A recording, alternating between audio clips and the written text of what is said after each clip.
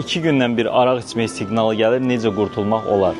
Ümumiyyətlə, alkoqol istifadəsində fərqli iki növ problem var. Bəzi insanlarda sürəkli alkoqol içərək, gedərək də artan miqdarda alkoqol qəbulu və alkoqol qəbulu hər günə çevrilir. Bir müddətdən sonra artıq alkoqolun təsiri 8 saat içində keçdiyi üçün səhər yuxudan duranda ilk iş bir alkoqol qəbulu olur və özünə gəlmək üçün.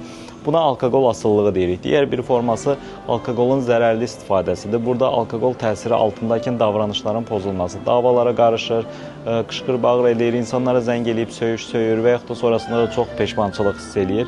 Bunun kimi hallara alkoqol toksikliyindən sonra beyində olan davranış pozuntusu deyilir. Bir digər forma isə xalq arasında zapoy deyilən müəyyən bir aralıqla çox yoğun miqdarda alkoqol istifadəsi olur və sonrasında 2-3 ay ara verilir və yaxud da 5-6 ay ara verilir. Sonrasında yenə də bir həftə səhərdən axşama qədər alkoqol istifadəsi olur və bu miqdarlar çox yüksək miqdarlarda olur. Yəni ki, sızana qədər, özündən gedənə qədər alkoqol istifadəsi olur. Bu da alkoqol asıllığının bir başqa növüdür. Burada da mütləqdir ki, müalicə, asılılığa yönəlik müalicə aparılsın.